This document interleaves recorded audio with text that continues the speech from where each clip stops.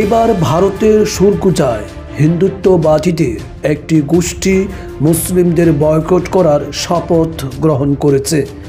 শুক্রবার ডেলি সিয়াসত বলছে, সামাজিক যোগাযোগ মাধ্যমে প্রকাশিত ভিডিওতে হিন্দুত্ববাদীদের একটি বড় গোষ্ঠীকে মুসলিমদের কাছ থেকে কেনাকাটা করতে অস্বীকার করতে এবং তাদের বয়কটের জন্য প্রতিজ্ঞাবদ্ধ হতে দেখা গেছে।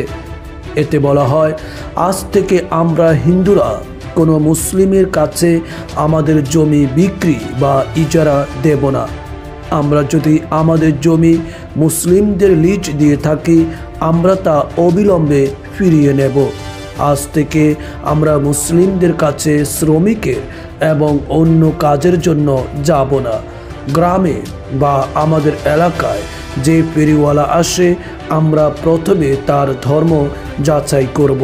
সে যদি হিন্দু হিসাবে শনাক্ত হয় তবে কেনাকাটা করব, অন্যথায় নয়।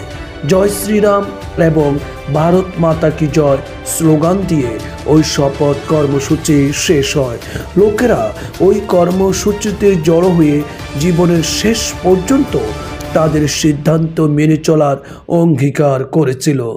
সম্প্রতি হিন্দুত্ববাদী নেতা এবং মুখপাত্র ইয়েতি নরসিংহানন্দের নেতৃত্বে হরিদ্বারে 3 দিনের বিদ্বেষমূলক সমাবেশের পরে সামাজিক যোগাযোগ মাধ্যমে প্রকাশিত একটি পাবলিক ইভেন্টে ঘৃণাত্মক বক্তব্যের কয়েকটি ঘটনার মধ্যে এটি আরও একটি ঘটনা।